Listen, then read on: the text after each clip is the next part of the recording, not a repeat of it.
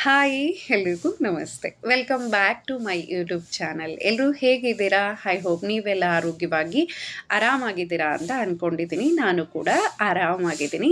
ಶುಕ್ರವಾರ ಬೆಳಗ್ಗೆಯಿಂದನೇ ವ್ಲಾಗ್ನ ಶುರು ಮಾಡ್ತಿದ್ದೀನಿ. ಏನು ಪೂಜೆ ಕೆಲಸ ಕಂಪ್ಲೀಟ್ ಆಗಿದೆ.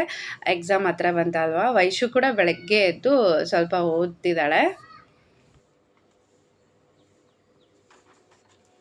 ಎಷ್ಟು ಓದ್ಕೊಂಡಿ ಅಮ್ಮ? ಯಾವಾಗ ಎಲ್ಲಿಂದ ಬರ್ದಿರೋದು ಇವಾಗ? ಇಲ್ಲಿಂದ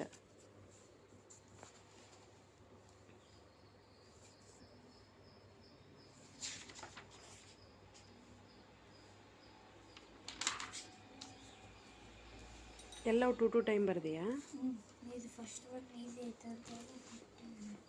ಉಳ್ಕಿದ್ದೆಲ್ಲ 2 ಟೈಮಾ?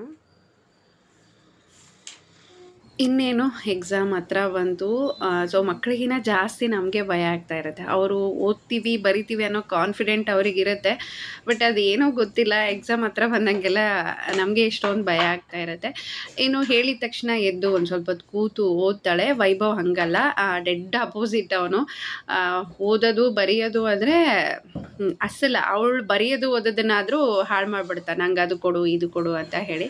ಸೊ ಹಾಗಾಗಿ ಸದ್ಯಕ್ಕೆ ವೈಶು ಮಾತ್ರ ಎದ್ದು ಓದೋದು ಬರೆಯೋದು ಮಾಡ್ತಿದ್ದಾಳೆ. ಸೊ ಅವನಿಗೆ ಯಾವಾಗ ಗೊತ್ತಾಗುತ್ತೋ ಗೊತ್ತಿಲ್ಲ. ಅವನಾಗಿ ಸ್ವತಃ ಎದ್ದು ಹೇಳಿದ ತಕ್ಷಣ ಓದೋದು ಬರೆಯೋದು ಯಾವಾಗ ಮಾಡ್ತಾನೋ, ನಂಗೆ ಅದು ಕೂಡ ಒಂದು ಆಸೆ. ಬೇಗ ಬೇಗ ಅವನು ಕೂಡ ದೊಡ್ಡವನಾಗಿ ತನ್ನಷ್ಟಕ್ಕೆ ತಾನು ಬೇಗ ಹೇಳಿದ ತಕ್ಷಣ ಎದ್ದು ಓದೋದು ಬರೆಯೋದು ಯಾವಾಗ ಮಾಡ್ತಾನೋ ಏನೋ ಅಂತ ಹೇಳಿ.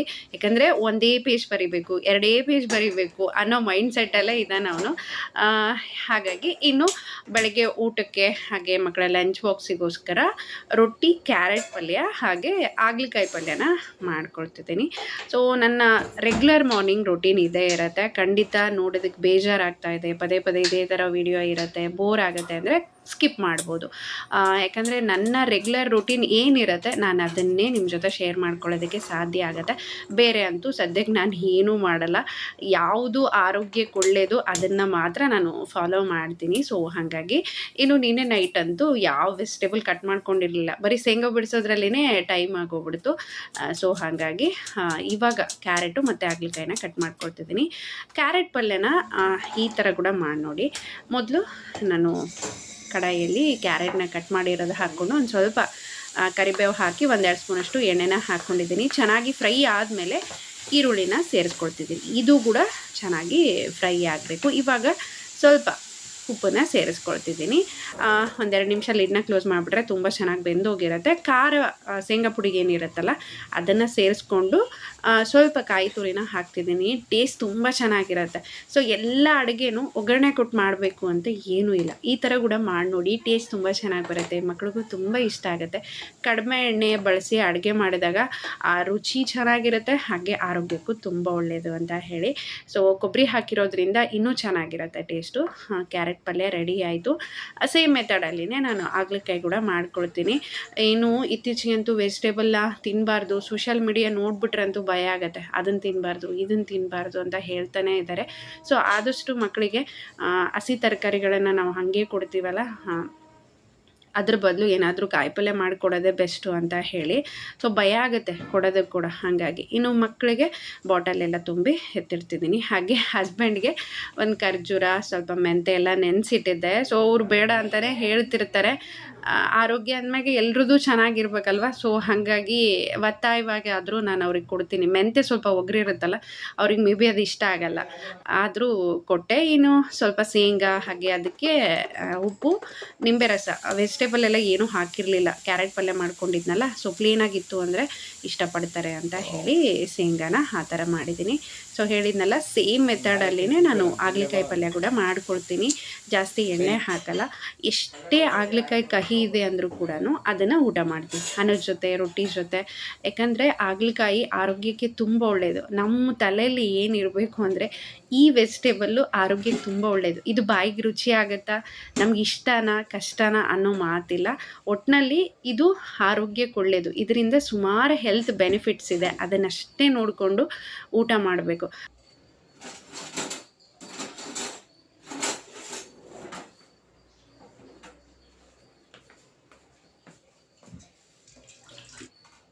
ನಿನ್ನೆ ಎಷ್ಟೊಂದು ರೊಟ್ಟಿ ಮಾಡಿದ್ದೆ. ಜಾಸ್ತಿನೇ ಇದೆ ಇವಾಗ. ಸೊ ನೋಡೋಣ, ಆದಷ್ಟು ಹಿಟ್ಟು ಕೂಡ ಸ್ವಲ್ಪ ಇದೆ, ಎಷ್ಟಾಗತ್ತೆ ಅಷ್ಟು ಮಾಡ್ಕೊಂಬಿಡೋಣ ಅಂತ ಹೇಳಿ.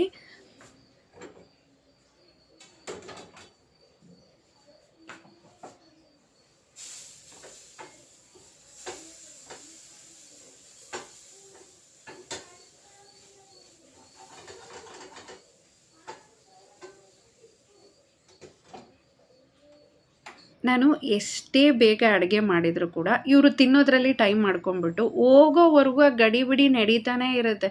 ನಾನು ಎಷ್ಟು ಸರಿ ಅಂದ್ಕೊಳ್ತೀನಿ, ನಿಧಾನವಾಗಿ ಕೂತ್ಕೊಂಡು ನಿಧಾನವಾಗಿ ಊಟ ಮಾಡಿ ನಿಧಾನವಾಗಿ ಸ್ಕೂಲಿಗೆ ಹೋಗಲಿ ಅಂತ ಹೇಳಿ, ಅಸ್ಸಲು ಅದು ಇಬ್ಬರಲ್ಲೊಬ್ಬರು ಅದನ್ನೇನಾದರೂ ಹೆಚ್ಚು ಕಡಿಮೆ ಮಾಡ್ಕೊಂಬಿಟ್ಟಿರ್ತಾರೆ. ಏನು ಅಯ್ಯೋ ಇವ್ರಿಗೆ ರೆಗ್ಯುಲರ್ ಆಗಿ ಗೊತ್ತಿದೆಯಲ್ಲ, ಟೈ ಹಾಕ್ಕೊಂಡು ಹೋಗೋದು, ಬೆಲ್ಟ್ ಹಾಕ್ಕೊಂಡು ಹೋಗೋದು, ಐ ಡಿ ಕಾರ್ಡ್ ಹಾಕ್ಕೊಂಡು ಹೋಗೋದು ಅಂತ ಹೇಳಿ ಮರೆತು ಕೂಡ ಕೂರಂಗಿಲ್ಲ. ನಿನ್ನೆ ಐ ಡಿ ಕಾರ್ಡ್ ಮರೆತು ಹೋಗಿ ಸ್ಕೂಲ್ ಮಧ್ಯದಲ್ಲಿ ಹೋಗಿ ಕಾಲ್ ಮಾಡಿದ್ದಾರೆ, ಒಳಗಡೆ ಬಿಡಲ್ಲ, ಐ ಡಿ ಕಾರ್ಡ್ ತಂದು ಕೊಡ್ರಿ ಅಂತ ಹೇಳಿ.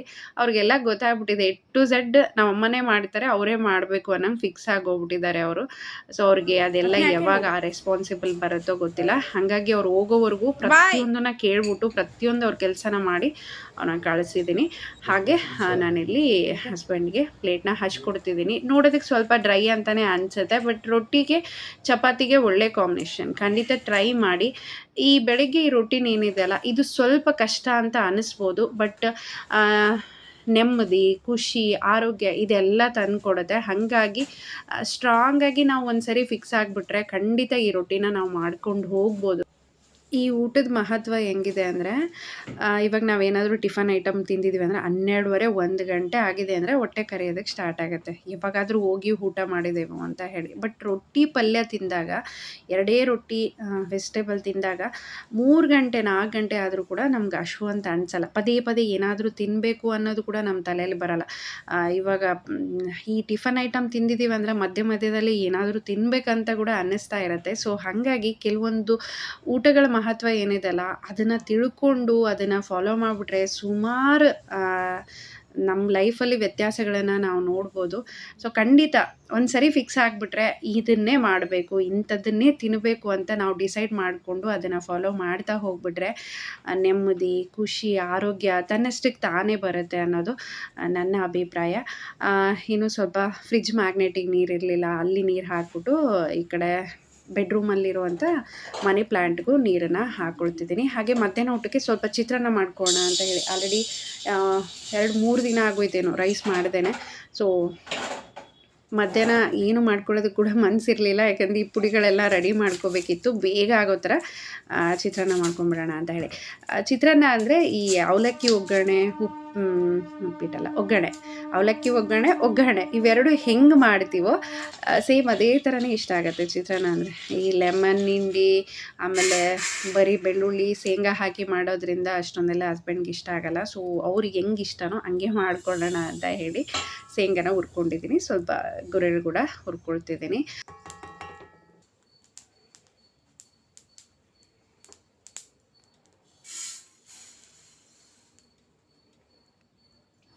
ಚಿತ್ರಾನ್ನ ಈ ಥರ ಇಷ್ಟ ಆಗುತ್ತಾ, ಅಥವಾ ನಿಮಗೆ ಈ ಲೆಮನ್ ಎಲ್ಲ ಹಾಕಿ ಮಾಡ್ತಾರಲ್ಲ ಅದು ಇಷ್ಟ ಆಗುತ್ತಾ? ನಂಗೆ ಕಾಮೆಂಟ್ ಮುಖಾಂತರ ತಿಳಿಸಿ. ನನಗೆ ಚಿತ್ರಾನ್ನ ಅಂದರೆ ಈ ಶೇಂಗಾ ಬೀಜ ಹಾಕಿ ಹಸಿಮೆಣ್ಸಿನ್ಕಾಯಿ ಎಲ್ಲ ಹಾಕ್ಬಿಟ್ಟು ನಿಂಬೆಹಣ್ಣೆಲ್ಲ ಹಿಂಡ್ತಾರಲ್ಲ ಆ ಚಿತ್ರಾನ್ನ ತುಂಬ ಇಷ್ಟ. ಆ ಥರದ್ದೆಲ್ಲ ಹಸ್ಬೆಂಡ್ಗೆ ಇಷ್ಟ ಆಗಲ್ಲ, ಈ ಒಗ್ಗರಣೆ ಮಾಡ್ದಂಗೆ ಮಾಡಬೇಕು ಅಂತ ಹೇಳ್ತಾರೆ. ಸೊ ಹಾಗಾಗಿ ಅದೇ ಥರನೇ ಮಾಡಿಕೊಡ್ತಿದ್ದೀನಿ. ಇಲ್ಲಿ ಒಂದು ಸ್ವಲ್ಪ ಈರುಳ್ಳಿ ಜಾಸ್ತಿ ಹಾಕ್ತೀನಿ, ಆ ಟೇಸ್ಟ್ ಚೆನ್ನಾಗಿರುತ್ತೆ ಅಂತ ಹೇಳಿ. ಇಲ್ಲಿ 2 ಟೊಮೆಟೊ ಚಿಕ್ಕದಾಗಿ ಕಟ್ ಮಾಡ್ಕೊಂಡಿದ್ದೆ. ಅದಕ್ಕೆ ಸ್ವಲ್ಪ ಖಾರ, ಉಪ್ಪು, ಅರಿಶಿನ. ಸೊ 2 ನಿಮಿಷ ಲಿಡ್ನ ಕ್ಲೋಸ್ ಮಾಡ್ತಿದ್ದೀನಿ. ಒಬ್ಬೊಬ್ಬರಿಗೆ ಒಂದೊಂದು ಥರ ಇಷ್ಟ ಆಗುತ್ತೆ ನಿಜವಾಗ್ಲೂ. ನನಗೆ ಇತ್ತೀಚೆಗೆ ಅಂದರೆ ನಾನು ರೊಟೀನ ಚೇಂಜ್ ಮಾಡ್ಕೊಳ್ಳೋಕ್ಕೂ ಮುಂಚೆ ಕೂಡ ರೆಗ್ಯುಲರಾಗಿ ಊಟ ಮಾಡ್ತಿದ್ವಿ, ಅಂದರೆ ಅನ್ನ ಸಾರೇ ಜಾಸ್ತಿ. ಸೊ ಇವಾಗ ಚೇಂಜ್ ಆದಮೇಲಂತೂ ತುಂಬ ಕಡಿಮೆ ನಾನು ಅನ್ನ ಮಾಡ್ಕೊಳ್ಳೋದು. ನನಗೆ ಇವತ್ತಿಗೂ ವಾಂಗಿಬಾತು, ಆಮೇಲೆ ವಾಂಗಿಬಾತ್ ತಿನ್ನಲಾರ್ದೆ ಎಷ್ಟು ವರ್ಷಗಳಾಯಿತು, ಆ ಟೇಸ್ಟ್ ಕೂಡ ನಂಗೆ ನೆನಪಿಲ್ಲ. ಆಮೇಲೆ ಬಿಸಿಬೇಳೆಬಾತ್ ನಾನು ಮನೇಲಿ ಮಾಡಿದೆ ವರ್ಷಗಳೇ ಆಗೋಯಿತು. ಪುಳಿಯೋಗರೆ 6 ತಿಂಗಳಿಗೊಂದು ಸರಿ ಆ ಥರ ಮಾಡ್ತಾಯಿರ್ತೀನಿ. ಅಂದರೆ ಕಡಿಮೆ ಮಾಡೋದು ರೈಸ್ ಆಗಿರೋದ್ರಿಂದ ಯಾವಾಗಲೂ ಅನ್ನ ಸಾರು ಅಥವಾ ಈ ಥರ ಚಿತ್ರಾನ್ನ ಮಾಡ್ಕೊಳ್ತಿರ್ತೀನಿ. ನಿಜವಾಗ್ಲೂ ಒಬ್ಬೊಬ್ಬರು ಅನ್ನ ತಿಂದ್ರೇ ಹೊಟ್ಟೆ ತುಂಬೋದೇ, ಇಲ್ಲ ಅಂದರೆ ತುಂಬೋದೇ ಇಲ್ಲ ಅಂತ ಹೇಳ್ತಾ ಇರ್ತಾರೆ. ನಮ್ಮ ಮನೇಲೇ ಸುಮಾರು ಜನ ಇದ್ದಾರೆ. ಸೊ ಅಂದರೆ ಅದಕ್ಕೆ ಅಷ್ಟೊಂದು ನಾವು ಅಡ್ಜಸ್ಟ್ ಆಗೋಗಿದ್ದೀವಿ ಅಂತ ಅರ್ಥ ಅಷ್ಟೇ. ಇನ್ನು ಚಿತ್ರಾನ್ನಕ್ಕೆ ಸ್ವಲ್ಪ ಕಡಲೆಪುಡಿ ಹಾಕೋದ್ರಿಂದ ಟೇಸ್ಟ್ ತುಂಬ ಚೆನ್ನಾಗಿ ಬರುತ್ತೆ. ಸೊ ಅದನ್ನು ಮಿಕ್ಸ್ ಮಾಡೋದು ಅದು ವೀಡಿಯೋ ಆಗಿಲ್ಲ, ಅಲ್ಲಿಗೆ ಸ್ಟಾಪ್ ಆಗಿಬಿಟ್ಟಿದೆ. ಟೇಸ್ಟ್ ತುಂಬ ಚೆನ್ನಾಗಿ ಬಂದಿತ್ತು. ಈ ಎರಡೂ ಕುರ್ತಾ ಪ್ಯೂರ್ ಕಾಟನ್ದು, ಸಮ್ಮರಲ್ಲಿ ತುಂಬ ಕಂಫರ್ಟಬಲ್ ಆಗಿರುವಂಥದ್ದು.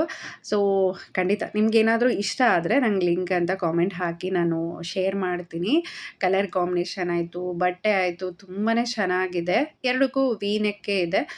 ಸೊ ಇವಾಗ ತುಂಬ ಟ್ರೆಂಡಿಂಗಲ್ಲಿರುವಂಥದ್ದು. ಇದಕ್ಕೊಂದು ಬಟನ್ ಬಂದಿದೆ ಯೆಲ್ಲೋ ಕಲರ್ದಕ್ಕೆ. ಸೊ ಲೇಸ್ ಎಲ್ಲ ಇದೆ, ಅಂದರೆ ಅದು ನಾರ್ಮಲ್ ಕ್ಲಾತ್ ಲೇಸೇ ಇರೋದ್ರಿಂದ ತುಂಬ ಲುಕ್ಕು ಕೂಡ ಚೆನ್ನಾಗಿದೆ. ಸೊ ಸಾಫ್ಟ್ ಆಗಿರುವಂಥ ಬಟ್ಟೆ ಇದೆ ಎರಡರದ್ದು ಕೂಡ.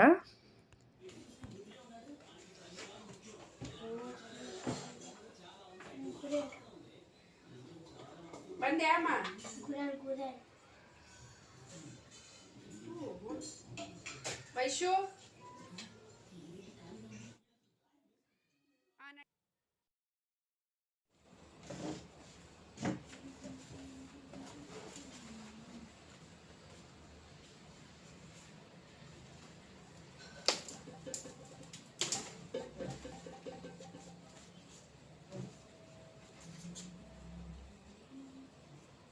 ನಿಜವಾಗ್ಲೂ ಲಾಸ್ಟ್ ಟೈಮ್ ನಾವು ಬಿಜಾಪುರಕ್ಕೆ ಹೋಗಿದ್ವಲ್ಲ, ಅಲ್ಲಿ ಶೇಂಗಾ ಹಿಂಡಿ ಕೊಟ್ಟಿದ್ರು ನಮಗೆ ಊಟದಲ್ಲಿ. ಎಷ್ಟು ಚೆನ್ನಾಗಿತ್ತು ಅಂದರೆ, ಅವ್ರು ಕೇಳಿದರೆ 500 ರೂಪಾಯಿ ಕೆ ಜಿನೋ ಅಥವಾ 500 ರೂಪಾಯಿಗೆ ಅರ್ಧ ಕೆ ಜಿನೋ ಹೇಳಿದರು. ಭಾಳ ಕಾಸ್ಟ್ಲಿ ಆಯಿತು ಅಂತ ಬಿಟ್ಟು ಬಂದೆ. ಸೊ ಆ ಟೇಸ್ಟ್ ನಮಗೆ ಎಷ್ಟೇ ಟ್ರೈ ಮಾಡಿದರೂ ಮಾಡೋಕ್ಕೆ ಬರ್ತಾ ಇಲ್ಲ. ಗೊತ್ತಿಲ್ಲ ಅದನ್ನು ಒಳ್ಳಲ್ಲಿ ಮಾಡ್ತಾರೋ ಏನೋ ಅಂತ ಹೇಳಿ. ಸೊ ಮೊದಲು ಶೇಂಗಾನೆಲ್ಲ ನಾನು ತರಿಯಾಗಿ ಮಿಕ್ಸಿಗೆ ಹಾಕ್ಕೊಂಡ್ಬಿಟ್ಟು ಒಂದು ಅರ್ಧದಲ್ಲಿ ರುಚಿಗೆ ತಕ್ಕಷ್ಟು ಉಪ್ಪು, ಆಮೇಲೆ ಬೆಳ್ಳುಳ್ಳಿ, ಕರಿಬೇವು, ಜೀರಿಗೆ, ಖಾರ, ನಮ್ಗೆ ಎಷ್ಟು ಬೇಕೋ ಅಷ್ಟು ಖಾರನ ಹಾಕ್ಕೊಂಡು, ಸ್ವಲ್ಪ ಬ್ಯಾಲೆನ್ಸ್ಗೋಸ್ಕರ ಬೆಲ್ಲನ ಹಾಕ್ಕೊಂಡು ಚೆನ್ನಾಗಿ ಮಿಕ್ಸಿ ಮಾಡಿ ಅದನ್ನು ಕಲಿಸ್ಕೊಳ್ತಿದ್ದೀನಿ. ಪಲಾವ್ ಜೊತೆ, ಆಮೇಲೆ ಚಪಾತಿ ಪುಡಿ, ತುಪ್ಪ, ರೊಟ್ಟಿ, ಮೊಸರು ಪುಡಿ, ಇದೆಲ್ಲ ತುಂಬ ಚೆನ್ನಾಗಿರುತ್ತೆ ತಿನ್ನೋದಕ್ಕೆ. ಅಂದರೆ ರೆಗ್ಯುಲರ್ ಆಗಿ ತಿಂತಾ ಇರೋರಿಗೆ 1 ದಿನ 2 ದಿನ ಪುಡಿ ಇಲ್ಲ ಅಂದರೆ ಅಸಲು ಊಟ ಕೂಡ ಹೋಗಲ್ಲ. ಅಷ್ಟೊಂದೆಲ್ಲ ಅಡ್ಜಸ್ಟ್ ಆಗೋಗ್ಬಿಟ್ಟಿರ್ತೀವಿ, ಬೇಕೇ ಬೇಕು ಅಂತ ಅನಿಸುತ್ತೆ. ಸೊ ಅದೇ ಥರ ನಾನು ಗುರೆಳ್ ಪುಡಿ ಕೂಡ ಮಾಡ್ಕೊಂಡಿದ್ದೀನಿ. ಬೇರೆ ಎಷ್ಟೇ ಪುಡಿ ಇದ್ದರೂ ಕೂಡ ವೈಭವ್ಗೆ ಗುರೆಳ್ ಪುಡಿ ಬಿಟ್ಟು ಬೇರೆ ಯಾವುದೂ ಇಷ್ಟ ಆಗಲ್ಲ. ಸೊ ದೋಸೆದಲ್ಲಿ ಕಡಲೆ ಪುಡಿ, ಊಟದಲ್ಲಿ ಗುರೆಳ್ ಪುಡಿನೇ ತುಂಬ ಇಷ್ಟಪಡೋದು. ರೆಗ್ಯುಲರ್ ಆಗಿ ಸ್ವಲ್ಪ ಜಾಸ್ತಿ ಗುರೆಳ್ ಪುಡಿನ ನಾನು ಊಟದಲ್ಲಿ ಕೊಡೋದ್ರಿಂದ ಮಕ್ಕಳು ಕೂಡ ಕೆಲವೊಂದು ಸರಿ ಬಾಕ್ಸ್ ಎಲ್ಲ ತೆಗಿತಾನೆ ಇರ್ತಾರೆ. ಸೊ ಸಿರಾಮಿಕ್ದಾದರೆ ಬಿದ್ದು ಒಡೆದೋಗ್ಬಿಟ್ರೆ ಹಿಂಗೆ ಅಂತ ಹೇಳ್ಬಿಟ್ಟು ಅದನ್ನು ಸ್ಟೀಲ್ ಡಬ್ಬದಲ್ಲಿ ಹಾಕ್ಕೊಂಡಿದ್ದೀನಿ. ಶೇಂಗಾ ಪುಡಿನ ಸಿರಾಮಿಕ್ ಜಾರಲ್ಲಿ ಹಾಕಿ ಎತ್ತಿಟ್ಕೊಳ್ತಿದ್ದೀನಿ.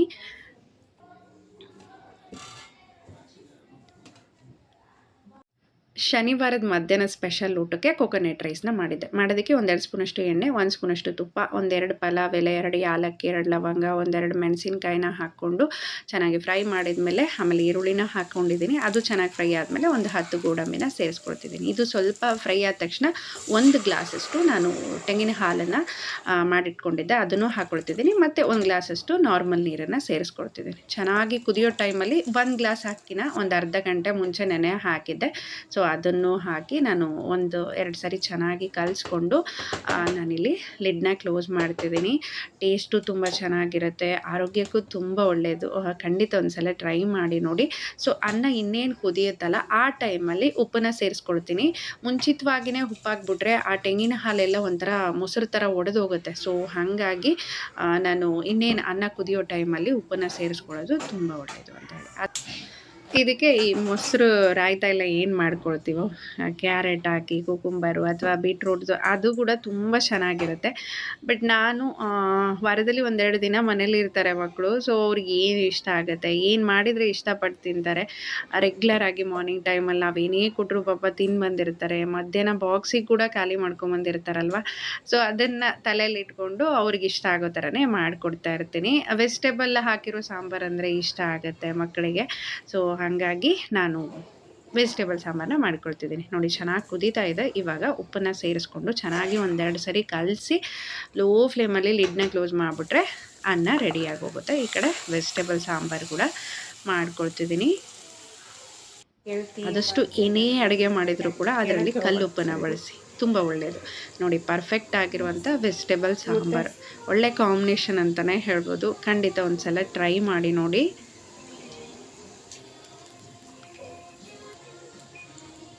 ಊಟ ರೆಡಿ ಆಯಿತು. ಹಾಗೆ ಮಕ್ಕಳು ಕೂಡ ಫ್ರೆಶ್ ಅಪ್ ಆಗಿದ್ದಾರೆ. ಸೊ ತುಂಬಾ ರುಚಿಯಾಗಿ ಬಂದಿತ್ತು. ಖಂಡಿತ ಒಂದ್ಸಲ ಟ್ರೈ ಮಾಡಿ ನೋಡಿ. ಇನ್ನು ಇಷ್ಟೊತ್ತೆಲ್ಲ ನಿಂತ್ಕೊಂಡು ಮಾಡಿರ್ತೀನಿ. ಅವ್ರಿಗೆ ಹಾಕ್ಕೊಟ್ಬಿಟ್ಟಾಗ ಬೇಕು ಬೇಡ ತಿಂತಾರೆ. ಸೊ ಹಾಗಾಗಿ ನಾನು ಅಡುಗೆ ಮಾಡಿದಾಗ ಒಂದು ಹಸ್ಬೆಂಡ್ ತಿನ್ನಿಸ್ಬೇಕು, ಇಲ್ಲ ನಾನು ತಿನ್ನಿಸ್ಬೇಕು. ಅವಾಗೇನೆ ನನಗೆ ತುಂಬ ಖುಷಿ ಆಗೋದು. ನಂಗೊಂದು ಸ್ಯಾಟಿಸ್ಫ್ಯಾಕ್ಷನ್ ಇರುತ್ತೆ. ಮಾಡಿರೋ ಅಡುಗೆನ ತುಂಬ ಖುಷಿಪಟ್ಟು ಹೊಟ್ಟೆ ತುಂಬ ಊಟ ಮಾಡಿದರು ಅಂತ ಹೇಳಿ. ಸೊ ನನ್ನ ಖುಷಿಗೋಸ್ಕರ ನಾನು ಮಕ್ಕಳಿಗೆ ಊಟ ಮಾಡಿಸ್ತಿದ್ದೀನಿ. ಏನು ಡಿಶ್ ವಾಷರ್ ಪೌಡ್ರ್ ಖಾಲಿಯಾಗಿತ್ತು. ಸೊ ಅಮೆಝಾನಲ್ಲೇ ಆರ್ಡ್ರ್ ಮಾಡ್ಕೊಂಡಿದ್ದೆ, ಬಂದಿದೆ ಅದು. ಫಿನಿಶ್ ತರಿಸ್ಕೊಂಡಿದ್ದೀನಿ ಈ ಸರಿ. ಬೋಚು, ಫಿನಿಶು ಯಾವುದಾದ್ರೂ ಬಳಸ್ಬೋದು, ಚೆನ್ನಾಗಿರುತ್ತೆ. ಇನ್ನು ಈ ಕಪ್ ಇನ್ಸ್ಟಾಗ್ರಾಮಲ್ಲಿ ನೋಡ್ತಾ ಇದ್ದೆ, ತೊಗೋಬೇಕಂದ್ರೆ ಸೊ ಅದು ಏನಾದರೂ ಡ್ಯಾಮೇಜ್ ಬಂದರೆ ರಿಟರ್ನ್ ಅಂತೂ ಇರಲ್ಲಲ್ಲ ಅಂತ ಬಿಟ್ಟಿದ್ದೆ. ಹೀಗೆ ಅಮೆಝಾನಲ್ಲಿ ಚೆಕ್ ಮಾಡಬೇಕಾದ್ರೆ ಕಾಣ್ತು, ತರಿಸ್ಕೊಂಡಿದ್ದೆ. ಯಾವಾಗಾದರೂ ಒಂದು ಸರಿ ಕುಡಿದಾಗ ಕೂಡ ತುಂಬ ಖುಷಿ ಇರುತ್ತೆ. ನಂಗೆ ಸಿರಾಮಿಕ್ ಅಂದರೆ ತುಂಬ ಇಷ್ಟ. ಸೊ ಹಾಗಾಗಿ ಏನು ನಂದು ಮಷಿನ್ ಲಿಕ್ವಿಡ್ ಕೂಡ ಖಾಲಿಯಾಗಿತ್ತು. ಪ್ರತಿ ಸರಿ ನಾವು ರಿಲಯನ್ಸಿಗೆ ಹೋದಾಗೇನೆ ತೊಗೊಂಬರ್ತಾ ಇದ್ದೆ. ಈ ಸರಿ ಸ್ವಲ್ಪ ಅಮೆಝಾನಲ್ಲಿ ಚೆಕ್ ಮಾಡ್ತಾ ಇದ್ದೆ. ಅಂದರೆ ಮಕ್ಕಳ ಸ್ಪೋರ್ಟ್ ಡ್ರೆಸ್ ಎಲ್ಲ ತುಂಬ ಕಲೆಗಳಾಗಿದೆ. ಅದು ಹಾಡೆಲ್ಲ ಹೋಗೋವಂಥದ್ದು ಯಾವುದಾದ್ರೂ ಲಿಕ್ವಿಡ್ ಇದ್ದರೆ ನೋಡೋಣ ಅಂತ ಹೇಳಿ ನೋಡಿದಾಗ ಇದು ನನಗೆ ತುಂಬ ಚೆನ್ನಾಗಿ ರಿವ್ಯೂ ಇರೋದು ಸಿಕ್ತು. ಲ್ಯಾಂಡ್ರಿ ಲಿಕ್ವಿಡ್ ಅಂತ ಹೇಳಿ. ಗೊತ್ತಿಲ್ಲ ಅದು ಎಷ್ಟರ ಮಟ್ಟಿಗೆ ವರ್ಕ್ ಆಗುತ್ತೋ ಏನು ಅಂತ ಹೇಳಿ. ಸೊ ಇವಾಗಂತೂ ಬೇಸಿಗೆ ತುಂಬ ಸ್ವೆಟ್ ಆಗಿರುತ್ತೆ. ಸೊ ಇದ್ರ ಸ್ಮೆಲ್ಲೆಲ್ಲ ತುಂಬ ಚೆನ್ನಾಗಿದೆ. ನೋಡೋಣ, ತೆಗಿಬೇಕಾದ್ರೇ ಗೊತ್ತಾಗ್ತಾ ಇತ್ತು. ಯೂಸ್ ಮಾಡ್ತೀನಿ. ಅದೇನಾದರೂ ಚೆನ್ನಾಗಿದೆ ಅಂದರೆ ಖಂಡಿತ ನಿಮಗೂ ಕೂಡ ಸಜೆಸ್ಟ್ ಮಾಡ್ತೀನಿ. ಇನ್ನು ಊಟ ಎಲ್ಲ ಮುಗಿಸ್ಕೊಂಡು ಸ್ವಲ್ಪ ವೈಭವನ ಜೊತೆ ಕೂತು ಓದಿಸೋದು ಬರ್ಸೋದು ಅದಂತೂ ಎಕ್ಸಾಮ್ ಆಗೋವರೆಗೂ ನಡೀತಾನೆ ಇರುತ್ತೆ. ಸೊ ಇದಾಗಿತ್ತು ನನ್ನ ಈ 2 ದಿನದ ವ್ಲಾಗು. ಸೊ ಖಂಡಿತ ನಿಮಗೆ ಇಷ್ಟ ಆಗಿದೆ ಅಂತಲೇ ಅಂದ್ಕೊಳ್ತೀನಿ. ಯಾರ್ಯಾರೆಲ್ಲ ಸಬ್ಸ್ಕ್ರೈಬ್ ಮಾಡದೆ ನೋಡ್ತಿದ್ದೀರಾ, ಪ್ಲೀಸ್ ಸಬ್ಸ್ಕ್ರೈಬ್ ಮಾಡ್ಕೊಳ್ಳಿ. ಹಾಗೆ ನಿಮ್ಮ ಅನಿಸಿಕೆಗಳನ್ನು ಕಾಮೆಂಟ್ ಮುಖಾಂತರ ತಿಳಿಸಿ ಅಂತ ಹೇಳ್ತೀನಿ. ಸಿಗೋಣ ಮತ್ತೊಂದು ವಿಡಿಯೋದಲ್ಲಿ. Pinocchio was different from other puppets because he could move his hands and legs. Very. First, ಆಯ್ತಾ ಇದು ಕ್ವಶನ್ ಮಾರ್ಕ್ಸ್ ಹಾಕು. ಪಪೆಟ್ಸ್ ಆಗಿ ಕ್ವಶನ್ ಮಾರ್ಕ್ ಹಾಕು. ಇದು ಕ್ವಶನ್ ನೆಕ್ಸ್ಟ್ ಆನ್ಸರ್ ಅಂತ ಇದೇ ಬರ್ದು ಫಸ್ಟ್ ಹೇಳ್ತೀನಿ ತಗೋ ಬರಿ. ಇಲ್ಲಿಂದ